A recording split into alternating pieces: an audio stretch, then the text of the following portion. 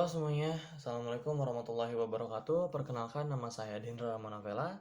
Eh, dengan NIM saya yaitu 202509100038 dari kelas SINFC 202501. Video ini saya buat untuk memenuhi tugas akhir mata kuliah algoritma dan pemrograman. Project yang saya buat berjudul Sistem Manajemen Inventaris Toko, sebuah program sederhana menggunakan bahasa C++ yang berfungsi untuk mengolah data barang di sebuah toko.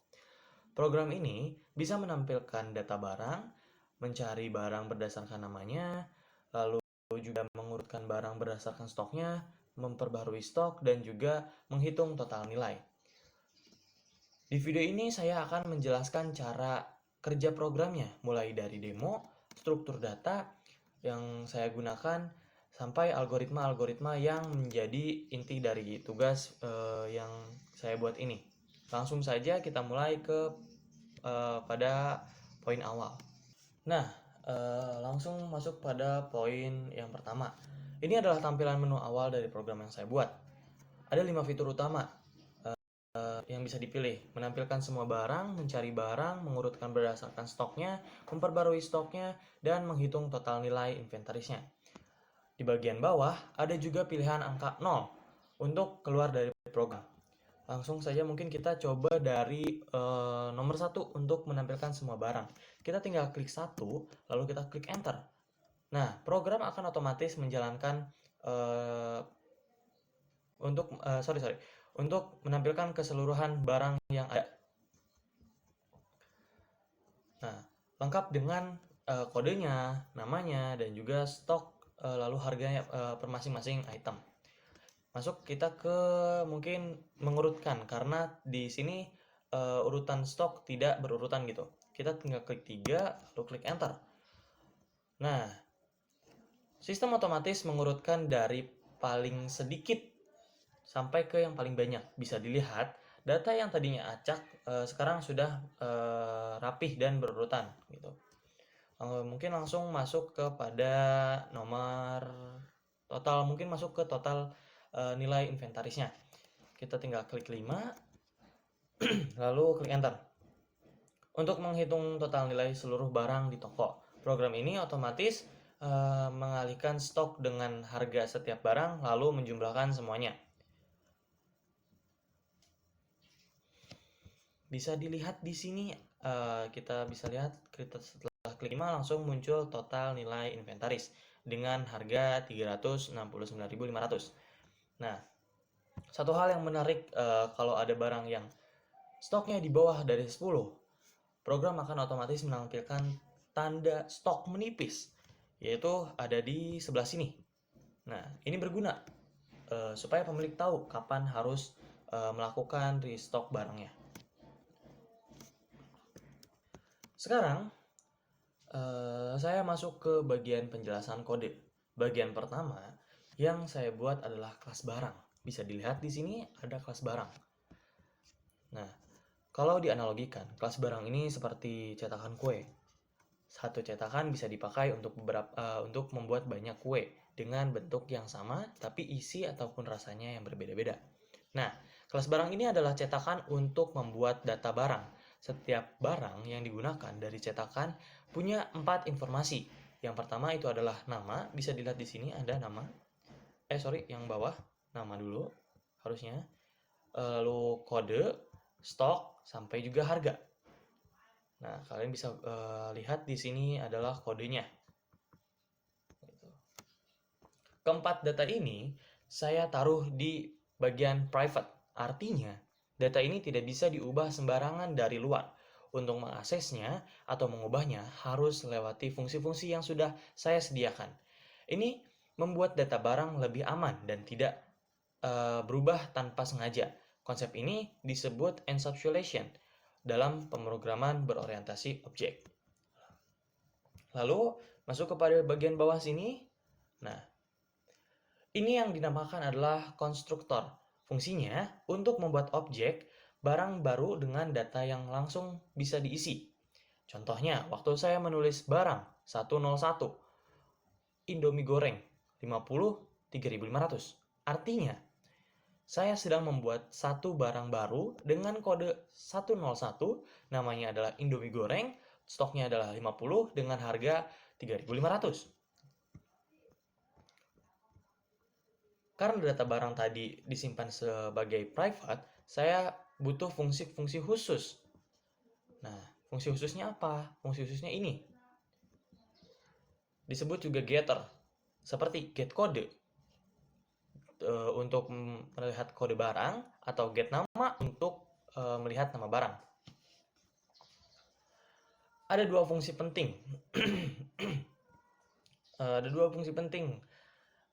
Pertama, setelah kita membahas yang ini ya, setelah kita membahas tentang ini, kita masuk ke yang ini. Ada dua fungsi utama. Pertama, nilai total kurung buka kurung tutup. Nah, yang menghitung nilai barang dengan cara mengalihkan jumlah stok dengan harga satuannya. Misalnya, kalau stok 50 dengan harga 3.500, maka nilai total adalah Rp175.000. Kedua, yaitu adalah stok menipis. Nah, fungsi ini akan menjawab benar atau salah. Kalau stok kurang dari 10, fungsi ini menjawab benar, menandakan barang tersebut hampir menipis. Nah, lalu masuk kepada yang bawahnya lagi. Kita masuk pada fungsi void tambah stok. Nah, dan juga masuk juga kurangi stok. Oke, sebentar, kita bold aja dulu di sini. Nah, oke, selanjutnya ada tambah stok. Dipakai kalau ada barang baru masuk ke toko, dan kurang stok dipakai kalau ada barang yang terjual atau keluar. Menariknya, di fungsi kurang stok, saya kasih pengecekan dulu. Kalau jumlah yang mau dikurangi lebih besar dari stok yang ada, program akan menampilkan pesan stok tidak mencukupi, supaya stok tidak sampai minus. Dengan pendekatan berorientasi objek seperti ini, setiap barang jadi bertanggung jawab atas datanya sendiri. Jadi, kalau saya mau tahu apakah suatu barang stok menipis, saya tinggal panggil barang titik stok menipis, tanpa perlu menulis ulang logika di banyak tempat. Gitu. Nah, setelah kita membahas tentang tadi, semua barang yang sudah saya masukkan dalam kelas tadi, saya kumpulkan dalam satu array bernama daftar. Nah, barang, daftar, maksimal. Nah, seperti inilah. Sampai bawah. Nah, array ini bisa dibayangkan seperti rak dengan banyak kotak berurutan, di mana setiap kotak menyimpan satu barang. Kapasitas maksimalnya 100. Sesuai konstanta yang sudah dimasukkan pada maksimal barang yang saya deklarasikan di awal tapi untuk contoh ini saya baru isi 3 barang gitu.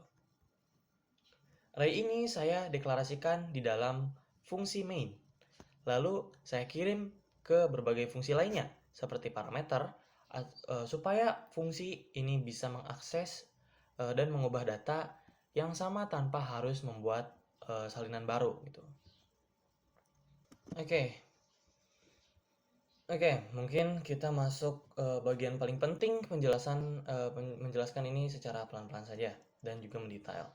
Nah, untuk fitur mengurutkan barang berdasarkan stok, saya menggunakan algoritma bubble sort. Nah, pemrogramannya tuh yang ini. Nah, bayangkan 3 barang berjejer, Indomie dengan stok 50, Aqua dengan stok 8, dan sabun dengan stok 25. Cara kerjanya, program ini membandingkan 2 barang yang bersebelahan satu persatu. Kalau barang di sebelah kiri stoknya lebih besar dari yang sebelah kanan, posisi keduanya ditukar. Jadi, pertama Indomie 50 dibandingkan dengan Aqua yang 8. Karena 50 lebih besar daripada 8, posisinya ditukar, sehingga Aqua pindah ke depan. Lalu Indomie dibandingkan dengan sabun yang 25 stok. Karena masih lebih besar, ditukar lagi. Proses ini berulang terus sampai seluruh barang berurutan dari stok terkecil sampai stok terbesar. Nama bubble sort sendiri diambil dari cara elemen dengan nilai terbesar seolah-olah menggelembung atau bergerak ke posisi paling akhir array setelah setiap putaran. Mirip seperti gelembung yang naik ke permukaan air. Di sini ada dua perulangan bersarang. Perulangan luar, variabel i. Nah, variabel i itu ini. Nah, variabel i menentukan berapa kali kita perlu melakukan proses pengetikkan dari awal. Perulangan dalam yaitu variabel j. Ini dia. Yang benar-benar mengembangkan dan menukar pasangan elemen yang bersebelahan. Kompleksitas algoritma ini adalah O n kuadrat. Artinya, waktu prosesnya bertambah cukup cepat kalau datanya makin banyak gitu. Tapi untuk kasus inventaris toko seperti ini, di mana jumlah barang tidak terlalu besar, algoritmanya cukup efisien untuk digunakan gitu.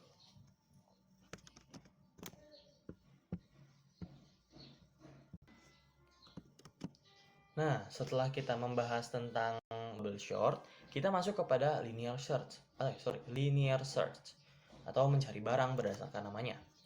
Nah, codingannya itu yang mana? Codingannya itu yang ini, cari nama barang tar seperti itu sampai sini. Nah, untuk fitur pencarian ini saya menggunakan algoritma linear search atau pencarian barang berurutan gitu. Cara kerjanya seperti kita mencari buku di rak tanpa tahu urutannya. Kita periksa satu persatu dari kotak pertama gitu.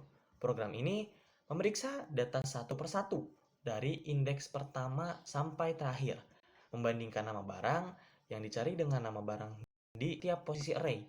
Kalau ditemukan kecocokannya, program langsung mengembalikan posisi kepada indeksnya. Tapi kalau sampai akhir array tidak ada yang cocok, fungsi akan mengembalikan nilai negatif 1 gitu, sebagai penanda bahwa barang tidak ditemukan.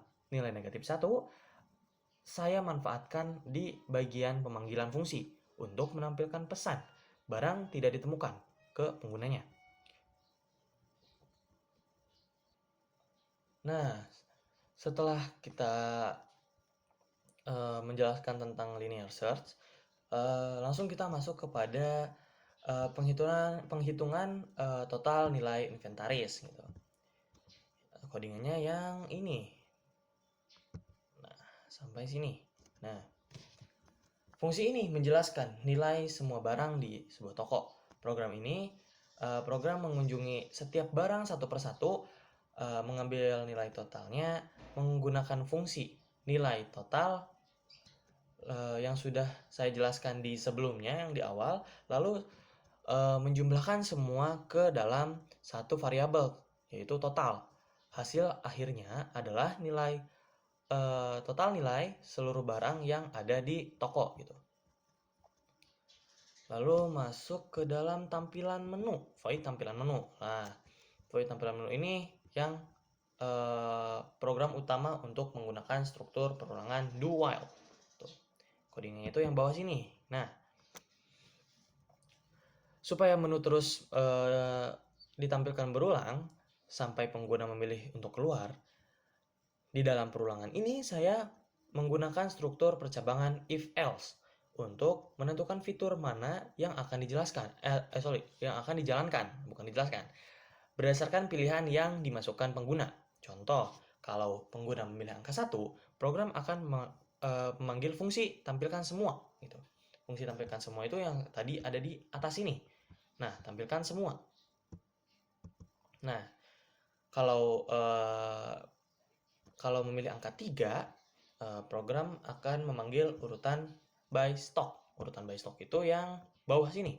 Nah, yang sudah saya jelaskan tadi, program ini akan terus berjalan sampai pemilihan dimasukkan bukan angka 0. Nah, ketika pengguna menulis angka 0, program otomatis akan keluar gitu.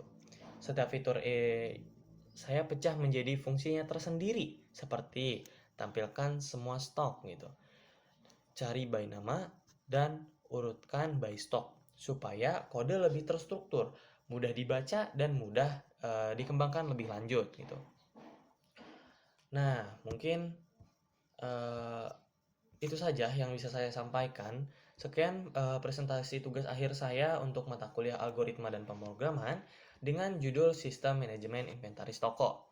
Nah, secara keseluruhan program ini menerapkan beberapa konsep penting yang sudah kita pelajari, yaitu pemrograman berorientasi objek melalui kelas barang, menggunakan array untuk menyimpan kumpulan data, fungsi terpisah sebagai subprogram, lalu struktur perulangan dan percabangan untuk mengatur alur program, serta algoritma sorting dan searching gitu, yaitu bubble sort dan juga linear search untuk mengelola data barang secara efisien.